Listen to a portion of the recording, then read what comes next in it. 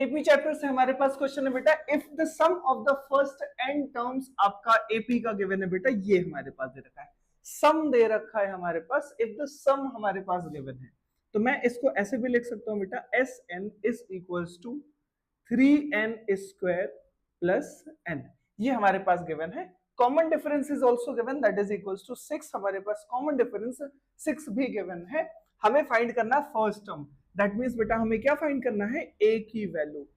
यहाँ पे बेटा एस एन गिवन है और यहाँ पे भी n गिवन है, तो यहाँ पे हम डायरेक्टली एक फॉर्मूला यूज कर सकते हैं बेटा, आप यहाँ पे 1 पुट करेंगे, मतलब अगर मैं फर्स्ट लिखूंगा n की वैल्यू 1 पुट करूंगा तो सम ऑफ 1 टर्म आएगा, तो हम यहाँ पे बेटा n की वैल्यू 1 पुट करेंगे, तो 1 का स्क्वायर प्लस 1, 3 हो जाएगा बेटा, और ये 1 दैट इज इक्वल्स टू 4।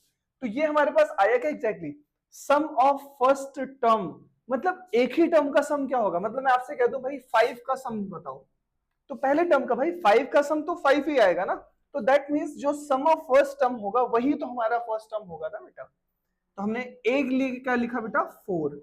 अब आपसे बोल रखा है कि कॉमन डिफरेंस 6 है, अच्छा हमें फर्स्ट टर्म ही तो फाइंड करना था, तो हमने फर्स्ट टर्म भी फाइंड कर लिया।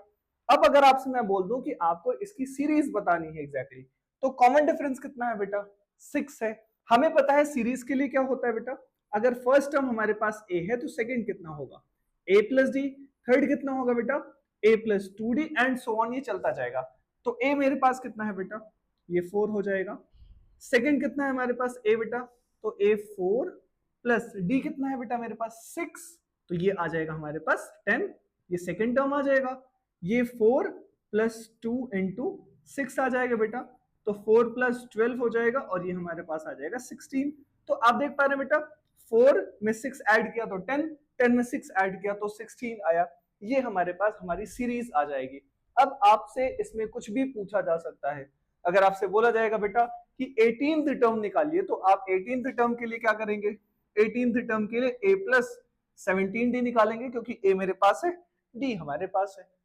कोई सा भी टर्म अगर मैं आपसे बोल दूं निकालने के लिए, वो आप निकाल सकते हैं। सपोज करते हैं 55th टर्म मुझे निकालना है, आपने कहा इस सीरीज का 55th टर्म निकाल दो, तो हमने कहा ठीक है, a प्लस 54d हमें फाइंड करना होगा बेटा। a हम लोगों ने पहले से निकाल रखा है, d की वैल्यू हम यहाँ पे निकाल के रखेंगे, पुट करेंगे, सॉल्व करेंगे, और ये हमारा आंसर देगा।